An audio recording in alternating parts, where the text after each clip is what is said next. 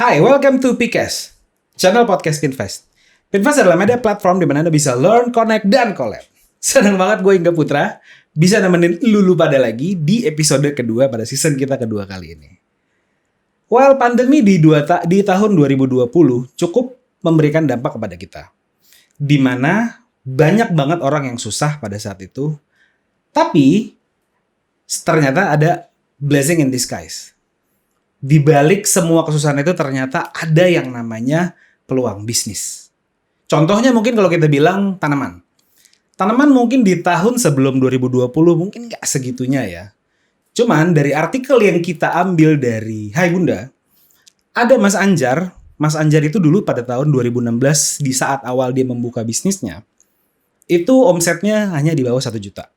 Sekarang omsetnya naik 200%, tapi doi pusing. Lucu ya? Nah, omsetnya Mas Anjar ini udah sampai ratusan juta. Kemudian ada lagi juga dari artikel yang kita kutip dari Kompas, ada Ayu. Ini lucu kalau Ayu. Kenapa lucu? Karena dari mata turun ke hati. Akhirnya dijual dan cuan banget. Nah, pas banget di hari ini, gue kedatangan 2 tamu juga dari Tanemin. Halo Mas Rizal dan Mas Kemal. Halo. Gimana kabarnya? Baik. Alhamdulillah. Ini Mas Rizal dan Mas Kemal ini mereka dari Tanemin ya? Ya, Betul. Gimana kabarnya? baik. Alhamdulillah. Alhamdulillah. Alhamdulillah, Mas Rizal sehat. ini kebetulan sebagai founder dan Mas Kemal sebagai co-founder dari Tanemin. Tulisannya Iya. gimana? Tanem.ind. Iya. Betul sekali. Luar biasa. Coba Mas Rizal dan Mas Kemal boleh nggak diceritain? Maksudnya gue pengen dengar pendapat lo tentang yang tadi artikel yang gue kutip barusan. Kalau misalnya artikel yang tadi dikutip sih memang banyak ya pedagang tanaman Mm-mm. yang tadinya sebelumnya memang omset mereka biasa aja, dengan adanya pandemi Mm-mm. langsung melejit gila-gilaan. Oh luar Itu biasa. memang banyak karena memang salah satu sektor bisnis yang melejit pada saat pandemi itu sektor hobi. Mm-mm. Tanaman ini masuk di sektor hobi. Dan Jadi- pertanian. Dan pertanian, betul. Jadi kayak tanaman, sepeda, dan lain-lain tuh awal-awal pandemi gila banget memang. Memang gila banget ya. Memang gila banget. Oke, lo coba deh kita ngobrol-ngobrol santai ya kali ini. Gila, santai. Jangan serius-serius dong Bapak. Gue serius banget anaknya. Iya lucunya gua dan Mas Rizal dan Mas Kemal ini kita udah lumayan kenal cukup lama ya. Sekitar 10 tahun atau 20 tahun lebih mungkin ya kita kenal ya. Bukan 10 menit tadi di bawah. Oh, 10 menit di bawah ya. Bener. Oke, guys, gue pengen tanya. Apa lesson learn yang lo dapat dari pandemi 2020 kemarin ini? Dari siapa dulu nih? Kemal atau Jawa dulu? Emang dulu. Oke. 2020 tuh sebenarnya ngerubah hidup gue secara total. Gimana tuh? Ceritain dong. Jadi pertamanya itu gue sebenarnya gue profesional, gue Mhm. kerja menjadi karyawan. Oke. 2020 gue itu di kantor gue itu bisnisnya adalah retail, industrinya.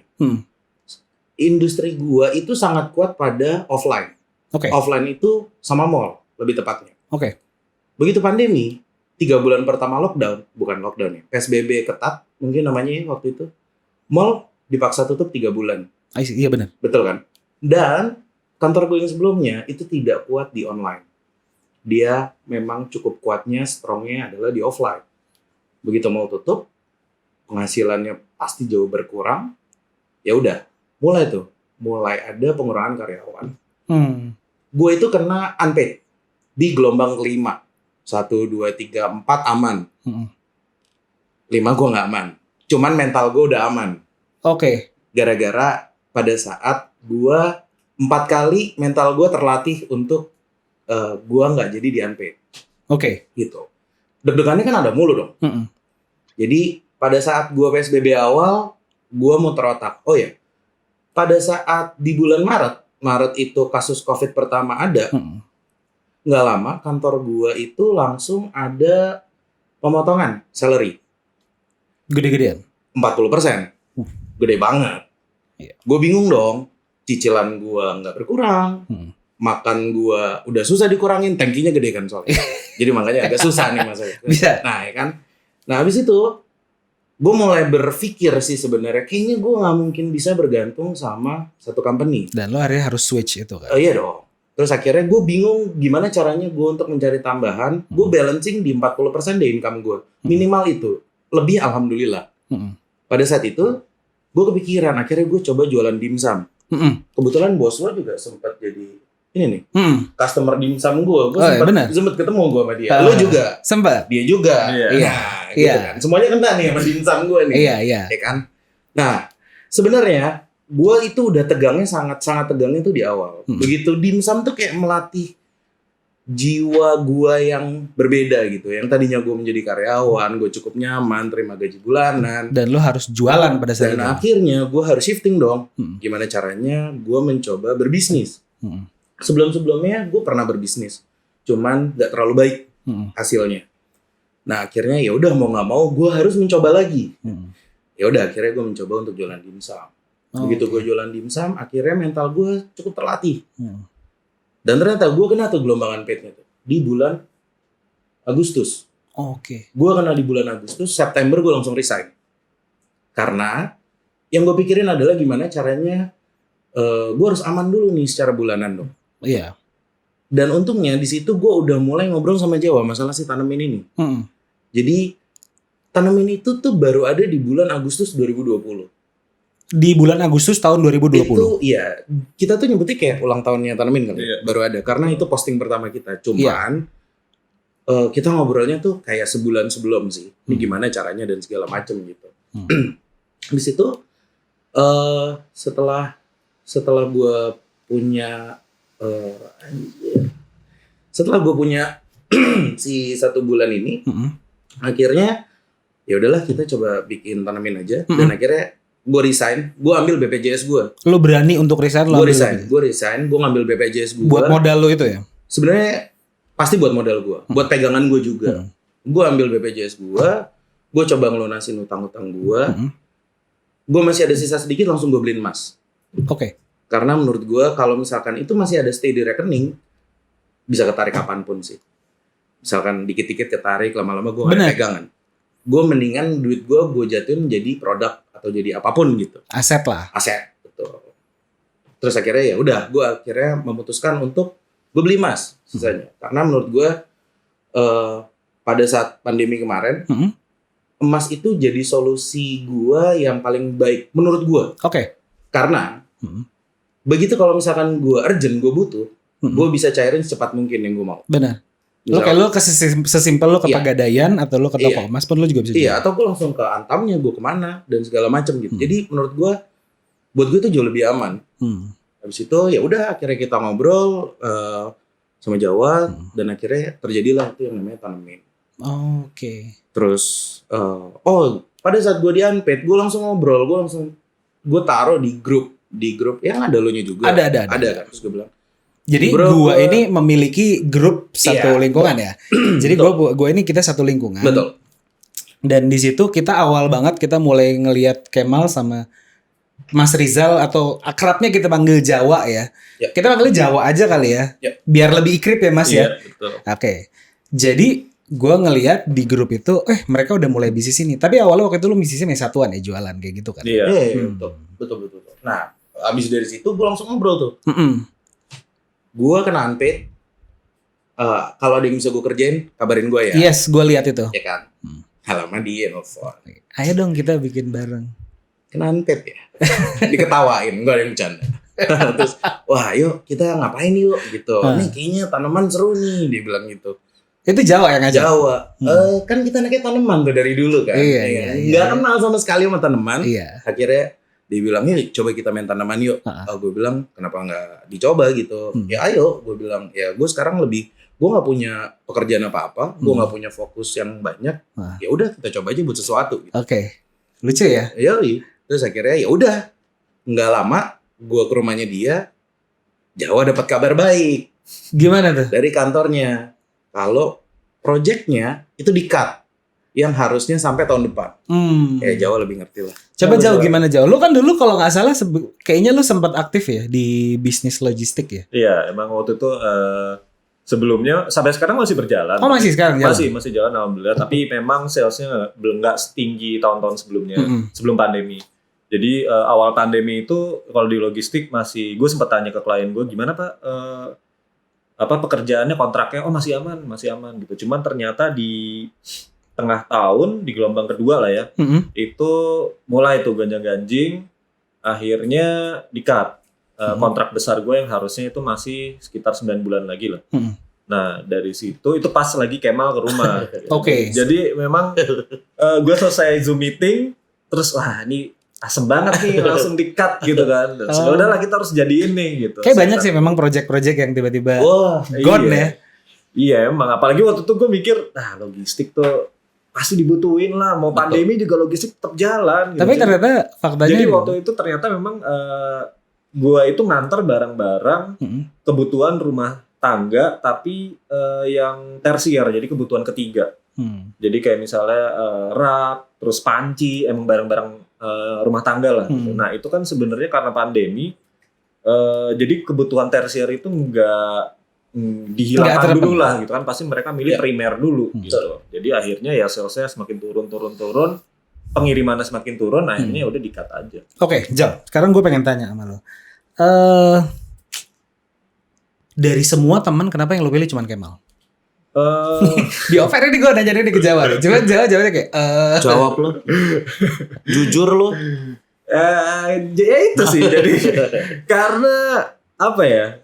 Gue melihat semangat Kemal untuk gimana caranya supaya dia bisa bertahan hidup. Gitu. Oke. Karena kan memang dia kelihatan ya, memang dia semangatnya emang kayak agak gue harus swift deh. Iya, karena memang dia kan sebagai karyawan yang terima gaji bulanan setiap bulan, itu menurut gue itu comfort zone. Ya, sekarang agak shock karena tiba-tiba gue unpaid nih. Iya, betul sekali gitu. Dan lo harus biaya bulanan lo juga nggak berkurang. Bener. Jadi orang-orang ya insting manusia lah, lo kalau kepepet pasti lu puter otak caranya gimana supaya lu bisa menuhin perut lo gitu. Iya benar. Primer terus sekunder lo gitu, cicilan. Oke. Nah sekarang kan lu jalan udah dari Agustus 2020 benar? Iya. Iya kan? Sekarang udah memasuki bulan April. Iya. April ya sekarang ya? Iya. April. Ada improvement apa coba di bisnis lu ini? Let's say misal kayak lu punya mobil operasional kah, atau bisnis lu udah upscale kah, atau gimana coba? Oke, sebenarnya nih kalau waktu pas si tanemin ada, gue coba tarik ke belakang lagi ya. Boleh. Jadi sebenarnya tuh kita tadinya mau jualannya retail. Jadi retail itu kayak jualannya per pot, satuan dan segala macam. Tapi pernah jual satu? Pernah dong, pernah. Gue pernah standby di satu vendor dari jam 7 pagi sampai jam 5 sore. Gue cuman kerjanya posting tanaman di vendor. Jadi gue datang ke Geraha, gue belum mandi, gue masih kucel, sikat gigi udah tapi ya. Terus akhirnya gue foto-fotoin tanamannya dia, terus gue posting di Instagram. Ada yang mau nggak? Ada yang mau nggak? Ini foto ini harganya segini. Kalau mau, gue tunggu sampai jam 12 ceritanya gitu. Padahal gue nungguin sampai jam 4. Oh itu berarti lo live shopping dong ya? Live shopping, cuman gue by Instastory, jadi foto gitu. Udah gitu kan dulu followers kita cepet. Sekarang udah kecil. 2000 ya. Alhamdulillah. Kan serentak gitu. Oh iya, blessing dong. Iya, alhamdulillah. Iya. Jadi setelah itu gua itu akhirnya sempet dikasih tahu sama Jawa. Jadi ada salah satu teman kita namanya Pandu. Pandu sama Anya. Dia itu influencer. Iya, tahu. Anya Larasati. Ya. Kebetulan tuh dia lagi pindah rumah, terus dia butuh landscape. Oke. Terus ditawarin, lo mau nggak support kita, bantuin kita untuk rumput sama satu jenis tanaman namanya Liquanwi, itu tanaman gantung. Terus gue bilang ya udah, yuk aja, kenapa enggak gitu, yuk kita tes yuk gitu. Ya udah. Terus akhirnya lo tes. Gua tes, akhirnya, nah ini lucunya nih. Jadi gue sebut aja ya. Boleh. Pada saat itu. Di rekening kita, rekening tanemin itu cuma ada Rp800.000. Sedangkan untuk biaya support rumput sama tanaman Liquanwi ini 1,3. Berarti gua minus 500.000. Gua sama Jawa, Lur nih gimana gope dapat dari mana Lur? Sampai dia bilang nih, sumpah gua masih inget. Apa gue pinjam istri gue dulu ya? Terus gimana dia bisa? Ya udah kita beli aja dulu gitu. Yang penting kita pasang aja dulu. Bismillah pasti ada duit gitu kan. Kita pasang. Dia posting pertama kita datang, kita belum nanam tuh ya. Belum. Kita belum nanam. Dia posting, followers kita langsung naik 500 dari Anya. Anya baru posting, oh ini ada namanya tanemin. Gue mau pasang ini, kalau mau lo teror. Ya udah, akhirnya. Dotong 500 itu bersamaan dengan WhatsApp dan DM. Kebetulan miminnya dia sampai udah berbagai macam gaya tuh. Udah kayang, terus tiba-tiba udah mandi, udah sholat, udah sujud, balik lagi masih hanya megang gitu segala macam. Masih balas-balasin gitu. Jadi ternyata antusiasmenya itu cukup tinggi gitu. Terus akhirnya begitu itu kita akhir bulan ya Lur. Itu sekitar tanggal 25 kalau nggak salah. Kita gimana bayarnya nih Lur? Kita bayar rumput nih masih minus nih. Gimana nih caranya nih? Akhirnya kejadian pas kita gajian pertama, alhamdulillahnya per orang dapat 400.000. Jadi dari defisit 500.000 Lu malah kita dapat dapat profit 800.000 total. Terus jadi gue, alhamdulillah. Sorry, kalau gue tanya lu setim tuh berapa orang sih?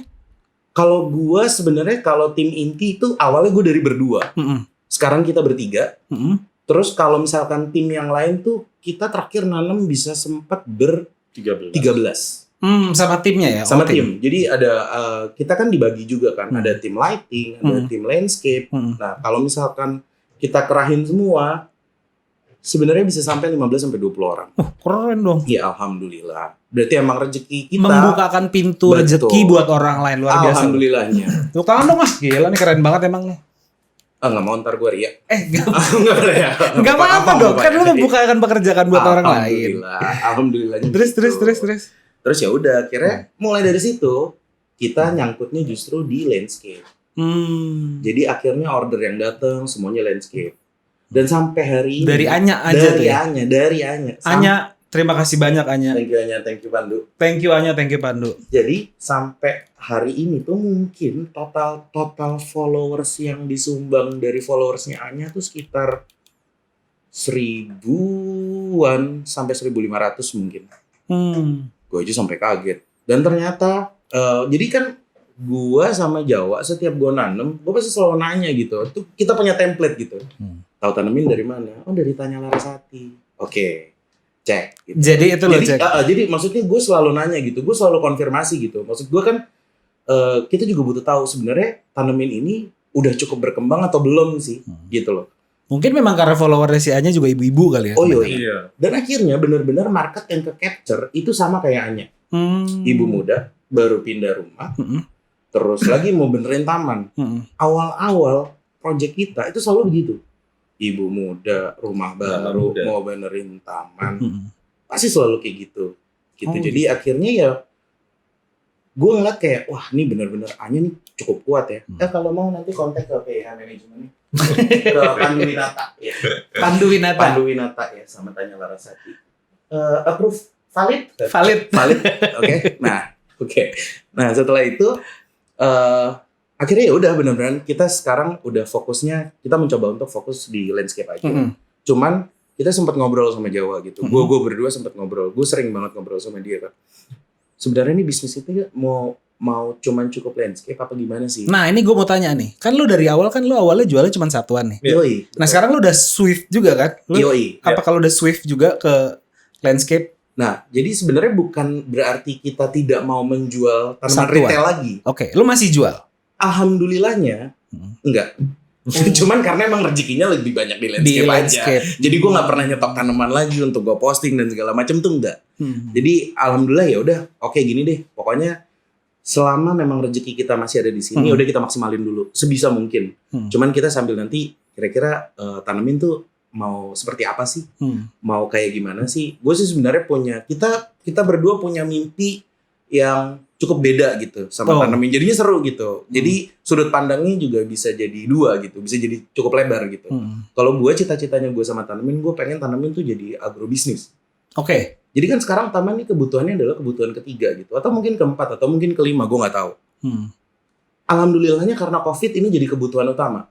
Karena orang pada di rumah. Iya. Kalau zaman dulu orang yang punya duit itu adalah dia bisa menikmati rumahnya dia pada saat weekend. Sabtu Minggu dia baru bisa ngeliatin rumahnya dia. Weekdays ya kerja, pergi pagi, pulang malam banget. Sampai rumahnya udah cuma tidur. Pada saat kemarin PSBB ketat, nah yang punya duit bingung nih. Duh, gua apain ya? Koceknya udah jelek. Duh, kok teman gua aneh banget nih. Kok sofa gua udah jelek. Jadi semua perintilan dipikirin sama dia. Akhirnya goalnya adalah rata-rata mereka ingin membuat hunian senyaman mungkin biar mereka tetap bisa hidup dan waras di rumah masing-masing. Caranya dengan membeli tanaman. Apapun itu. Salah satunya tanaman. Makanya that's why tanaman pada saat PSBB kemarin. Yoi. Karena sebenarnya kalau dari boomingnya tanaman, kalau yang gue ngeliat pada saat pandemi itu justru bukan nasional doang, cuman seluruh dunia gitu boomingnya. Jadi kan biasalah kalau kita kan mungkin memang kiblat kita kan ke luar negeri gitu. Jadi di sana booming dan akhirnya seluruh dunia pun juga booming sama si ini tanaman. Jadi ya alhamdulillah ternyata memang rezeki kita dapatnya sekarang dari situ gitu loh. Walaupun kita tidak menjual secara retail gitu. Yeah. Ya akhirnya ya kita nanam di rumah orang ya kita ngomongnya project basis sih, jadi kayak B2B malah. Jadi ya udah selama ada rezeki kita di situ ya udah gitu. Cuman nanti kalau gue mimpi gue pengen banget punya agrobisnis gitu. Gue pengen bisa nanam sayur, gue bisa nanam buah, terus nanti gue bisa jual segala macam. Jadi cita-cita gue dari kecil gara-gara gue itu game gue tuh Harvest Moon. Sumpah secetek itu. Gue suka banget sama Harvest Moon. Popuri. Iya. Jadi kalau waduh milenial sih susah ya kayaknya kalau Harvest Moon ya. Gue gak tahu ya. Oh gue milenial sorry. Jadi Harvest Moon itu gamenya cukup simpel. Lu tinggal di satu pedesaan. Lu cuman hidup dari peternakan dan pertanian. Gue senang loh kali ini narasumber gue kali ini tuh dia cukup ekspresif ya. Gue dari kecil tuh gue suka banget sama yang namanya si Harvest Moon gitu. Dan gue juga punya mimpi kayaknya gue kalau misalkan nanti gue tua, gue kayaknya gue nggak mau tinggal di Jakarta lagi karena menurut gue Jakarta udah terlalu crowded sih. Jakarta untuk mencari nafkah kayaknya cukup oke. Cuman kalau lo pengen menenangkan diri, lo menikmati masa tua lo, kayaknya lo harus di Jakarta gitu. Jadi mimpi gue adalah gue pengen punya peternakan, bisnis peternakan, gue pengen tapi punya di luar perkebunan. Iya, udah gitu aja gitu. Sesimpel itu. Gue nggak tahu nantinya gimana ya. Mudah-mudahan diaminin ya. Amin. Nah, ya jadi gue pun juga masih nggak tahu. Cuman itu kayak jadi cita-cita yang nempel di gue dari kecil gitu, gara-gara si Harvest Moon ini. Jadi makanya gue punya mimpi itu gitu. Gue pengen banget gue punya peternakan, gue punya perkebunan. Kalau misalkan dikaitin tuh masih cukup relate lah. Karena gini, Jawa itu basicnya dulu dia di logistik gitu. Sampai sekarang masih di logistik. Berarti secara nggak langsung kan mungkin banget ya misalkan hasil produk kita nanti dari bisnisnya Jawa yang lain untuk mengelola itu kan. Sampai ke tangan si end user. Nah, maksud gue ya kita mimpi boleh dong. Boleh. Ya kan? Makanya jadi akhirnya gue jadi lebih semangat lagi gitu. Oh ternyata mimpi gue yang dulu yang ternyata udah gue lewatin. Mungkin gue udah lupa kali dari sebelumnya gitu. Akhirnya gue diingetin lagi gitu. Dan ternyata wah alhamdulillah banget gitu. Dan sekarang rezeki kita dari situ ya Lur. Alhamdulillah ya. Alhamdulillah. Gitu. Coba gue sekarang pengen tanya ke Jawa. Lu dari tadi diam aja sih Jauh. Kayak karyawan baru. Jauh. Buat lu apa serunya bikin perusahaan ini bareng sama teman? Kalau untuk bikin perusahaan dengan temen sih ada plus ada minus lah. Gue udah mengalami ada beberapa usaha yang bikin sama temen, ada yang hasilnya baik, ada yang tidak gitu. Tapi alhamdulillahnya di sini sangat baik dan malah bertambah keluarga baru, bisa berbagi rezeki dengan orang lain yang orang lain itu apa ya memandang hidup tuh ya udah nggak usah dibikin susah, jalanin aja rezeki itu sudah diatur gitu. Maksudnya di tanaman ini tuh gue bener-bener belajar rezeki itu sudah ada yang ngatur. Nggak nyasar ya lu? Nggak nyasar, bener-bener nggak nyasar. Jadi dari yang tadinya kita mulai belajar nanam tanaman per pot retail, itu kita diajarin sama satu orang, dia dulunya pebulu tangkis nasional. Ya, nah cuman suaminya itu namanya boleh tahu siapa? Firdasari. Mbak Firdasari. Tante Mimin. Halo. Tante Mimin panggilan. Iya, Tante Mimin. Oke. Nah, suaminya itu juga tidak kalah gesit juga, namanya Mas Lucky Winara. Kita manggilnya Kak Lux gitu. Kak Lux. Iya. Nah, waktu itu suatu saat kita ngobrol dengan Kak Lux, terus Kak Lux bilang gue baru mulai nih tanaman. Dia waktu itu bahkan dia nggak baru mulai sih 3 bulan lah. Dia menceritakan omsetnya yang hampir mencapai 3 digit lah gitu ya. Terus gue mikir wah nih boleh juga nih bisnis tanaman nih gitu. Nah tercetuslah waktu itu oke lah kita coba bisnis dan ya itulah muncul jargon pertemanan tanaman. Nah pertanaman. Nah oke. Nah di situ dia bener-bener ngajarin dan ngebuka, lo ngambil tanaman ini di sini, lo ngambil tanaman ini di sini, lo caranya gini, caranya gini, caranya gini. Dapur Sampai dibuka semua, bro. Dapurnya dibuka semua nih. Oh ya? Iya, Serius? beneran dibuka semua. Bedanya gitu ya, lo sebagai newcomers gitu kali ya. Yoi. Malah disupport gitu. Malah disupport. Dan bahkan kita dikasih tanaman nih loh, gua kasih ada kali belasan tanaman nih Oh, iya? gua kasih. Iya beneran dikasih. Sorry Om Lux, kita jual. Ada beberapa. Ntar kita ganti. Nah ini juga para penonton nih yang mau beli tanaman retail mungkin bisa di Joijo, itu Iya. recommended banget. Dia bener-bener ngulik Joijo Plan ya. Joijo Plan. Joijo Instagramnya. Itu bener-bener tanamannya dia ngulik, dia bikin vitamin sendiri, Iya. dia bikin media tanam sendiri, dia bikin nursery dari bambu itu juga sendiri. Iya. Wah pokoknya bener-bener apa ya? Dia tuh bener-bener paham lah. Jadi kalau dia kalau menjual sesuatu tuh dia tahu ini kandungannya tuh apa? Terus manfaatnya apa, itu benar-benar tahu lah, dia semuanya tahu. Nah mulainya dari situ dia ngebuka semuanya. Akhirnya kita mencoba jual tanaman. Cuman tadi yang udah Kemal cerita diarahkan untuk ke landscape. Ke landscape kita ketemu sama satu makhluk namanya Mas Kirno gitu. Oh, Nah Mas Kirno ini dia punya lapak di Geraha. Oh, Geraha Bintaro. Geraha Bintaro. Oh iya, rame tuh ya Geraha Bintaro tuh memang kayak sarangnya ini ya, jualan Iya, tanaman ya. salah satu sarangnya emak-emak. spot emak-emak untuk beli tanaman lah. Iya. Itu gue kalau lewat situ naik sepeda macet banget loh. Macet, Wah, banget. Tahun kemarin sih hits banget sih Geraha sih. Karena emang lagi musimnya tanaman Betul, tuh iya. macet banget. Parah brother. emang. Parah. Gila sih. Betul. Yang warga Bintaro pasti paham lah ya maksud kita. Apalagi warga Geraha ya, maaf ya. Suka bikin macet. Salah satunya dia nih. Iya, iya. Terus. Nah dari situ ya itu tadi kita belajar bahwa ya rezeki udah ada yang ngatur, udah kerja aja, ikhtiar, ya jangan lupa berdoa juga, berbuat baik sama orang, jujur intinya dalam kerja jujur, Iya. Harus itu. Iya. Kayak di mana-mana ya. Iya Dan betul. sederhana banget sih dia. Kunci orangnya. utama Iya. lu mau sukses lu at least lu jujur. Dia Betul. jujur dan dia apa adanya dan dia cukup sederhana. Mas Kirno gitu. ini. Mas Kirno gokil. Jadi sebenarnya juga awalnya Kok nggak lu ajak sih?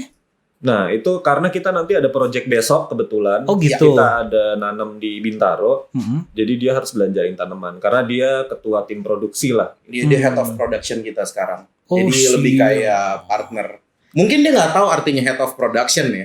Cuman kita sebagai Ini- partner adalah ya lo sekarang megang produksi gitu. Oke, ini yang lu bilang Mas Kirno bisa beli mobil tapi dia nggak bisa nyetir mobil. Nah iya itu. Yes. Ini Dari- supir ya? Oh, Supirnya baik. Mas Kemal. Supir gue. Jadi ceritanya Iya. dari yang tadinya kita nanam, kita jemput dia, sampai akhirnya kita yang dijemput gitu. Oh, baik. Lapaknya dari yang tadinya cuma bambu, Sukses sekali loh. Cuman Bapak bedeng Kirno. malah dulu ya. apa? Bedeng. Cuman bedeng. Dari bedeng. Kecil banget. Bedeng berantakan, sekarang Sampai udah sekarang pakai akhirnya udah- baja ringan, udah rapi. Udah digedein. Dia bisa bikin istilahnya kayak apa ya, showcase lah. Dia bisa bikin Oke. taman mini buat orang datang lihat. Dia bisa bikin vertical garden mini. Jadi Vertical Garden. orang datang lihat kayak, wah bagus nih mas, bisa bikin gini di rumah saya berapa gitu. Oke, sekarang gue pengen tanya ya ke Kemal ya. Iya. Mal, lu kan dari tadi cerita nih soal audiens lu itu emak-emak. Ya. Iya kan? Ya.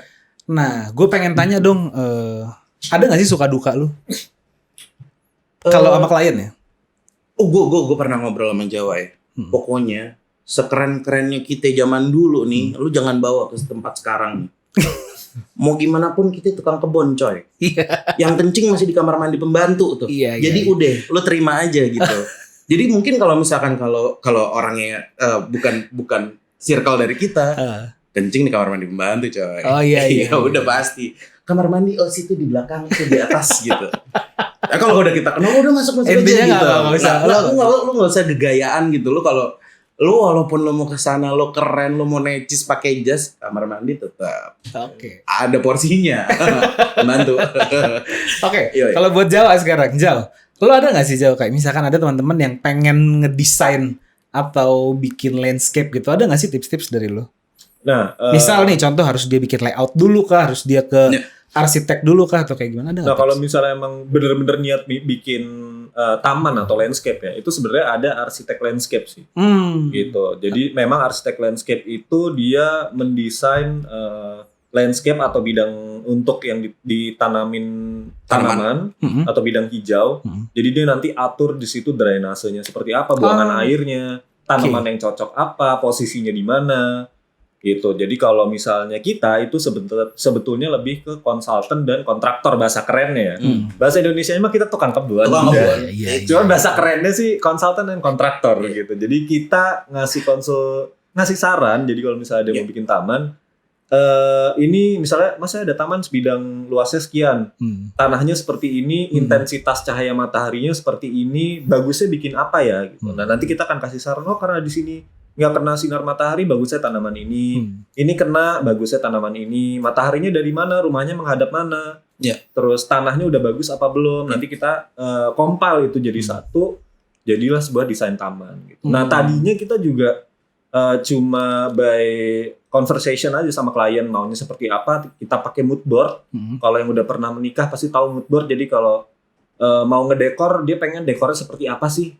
Dikumpulin dari Pinterest atau Google, dijadiin satu, nah itulah jadi sebuah hasil. Nah sekarang kita udah bisa bikin 3D gitu. Jadi dari kita konsultasi, ngobrol, terus habis itu kita kasih mood board, kita kasih penawaran, oke deal, DP 50%, kemudian nanti kita kasih gambar 3D. Itu urutan bisnisnya berarti gitu ya? Lo udah dapat brief, habis lo dapat brief lo kasih mood board, habis itu lo DP. Awalnya sih kita survei sih.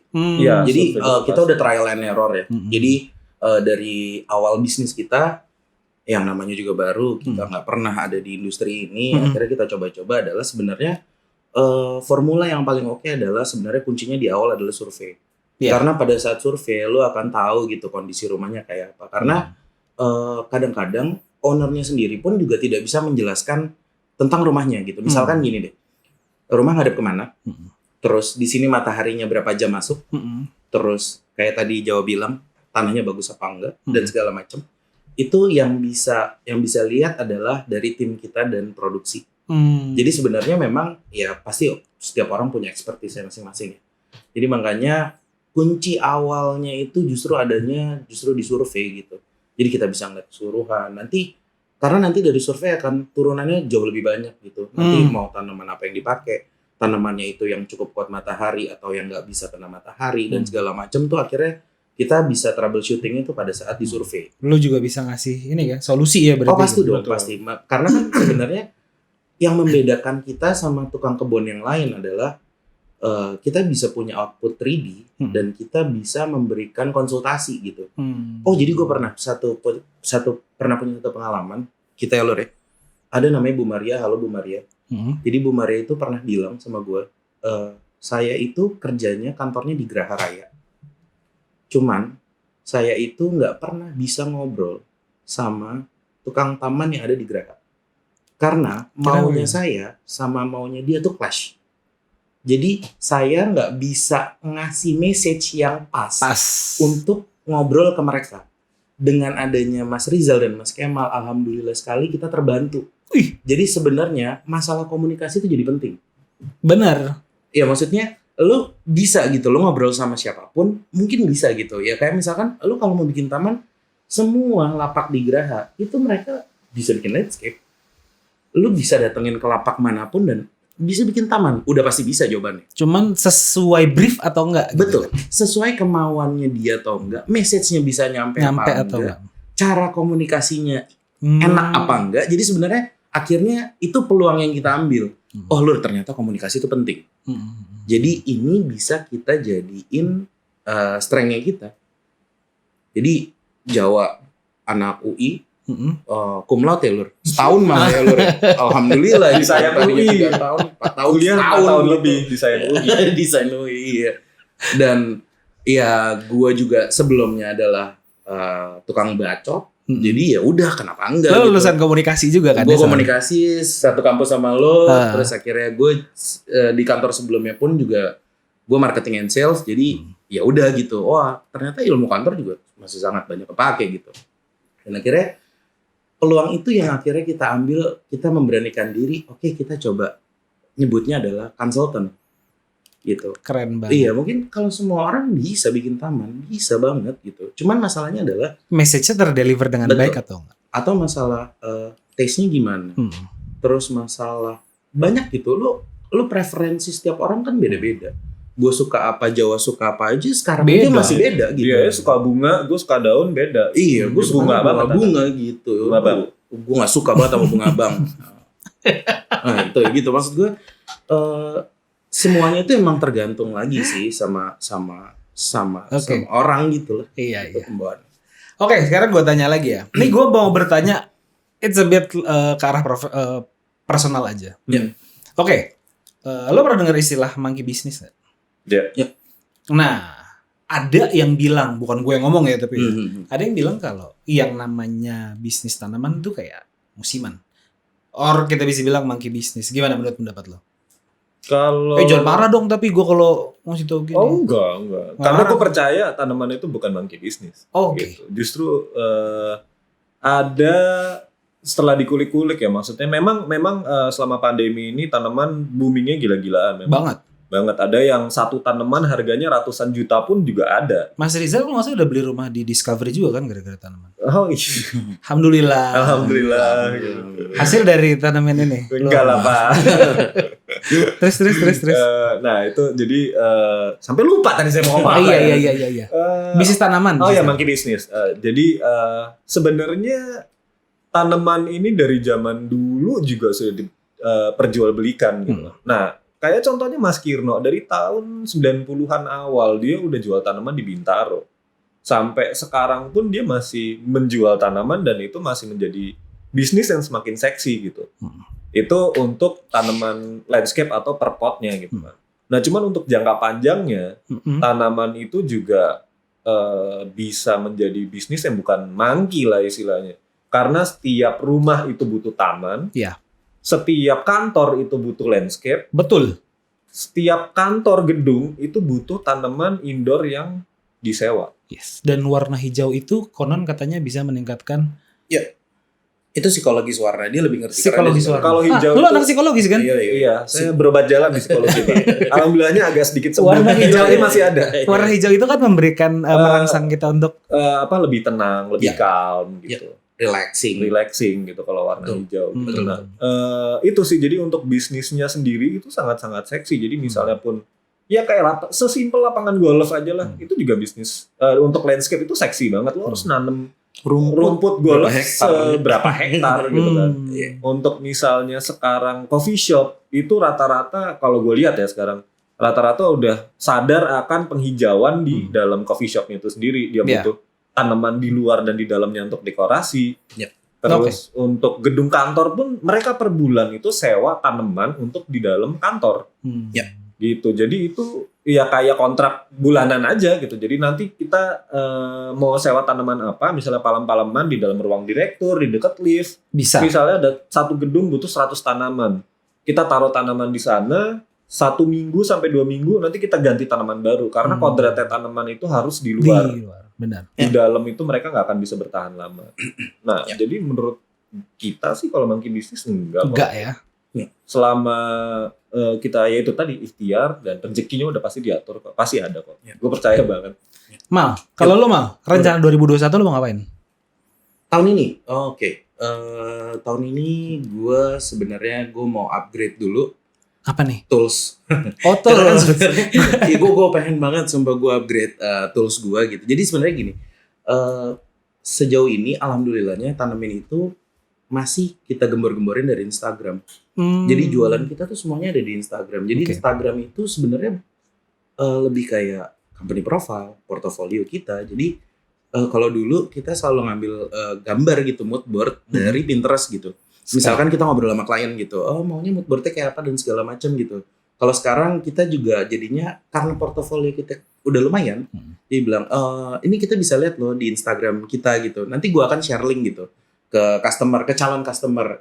Kira-kira kayak gini mau nggak? Kira-kira kayak gini mau nggak? Nah makanya akhirnya gue ngerasa tools kita nih harus di-upgrade lagi gitu. Karena jualannya kan kita 2021. visual banget gitu. Iya. Jadi maksud gue ya insya Allah mudah-mudahan Amin. gue pengen gitu upgrade tools dulu gitu. Amin. Gitu. Terus sama ya tanemin itu kita mau coba lagi di lini yang berbeda lagi. Kalau misalkan ini tadinya kita landscape, project, Lo mau kemana? kita mau coba jualan retail lagi. Cuman produknya bukan tanaman. Jadi produknya adalah penunjang tanaman. Jadi kayak misalnya pupuk, media tanam, cangkul, Cangkul gue belum kepikiran sih, cuman ya mungkin aja gitu gue kayak S Hardware, Crisbo gitu. Ya nggak tahu juga ya, mudah-mudahan juga rezekinya gitu ya kan. Jadi sebenarnya kita coba mau nyoba strategi baru juga sih di tanaman ini gitu. Karena tanaman tuh ternyata kalau di kulit banyak banget gitu. Banyak bro. Peluangnya juga cukup banyak gitu di tanaman gitu. Jadi akhirnya tinggal gimana kita mau ngejarnya aja gitu. Ya masih mau comfort zone di landscape aja atau mau coba di lini bisnis yang lain nah, juga. Ini ya lucu ya. Dari tadi kita di offline kita ngomong, ini kita jangan formal amat lah. Sekarang pada serius-serius. Iya. Ada nih, last but not least pertanyaan gue.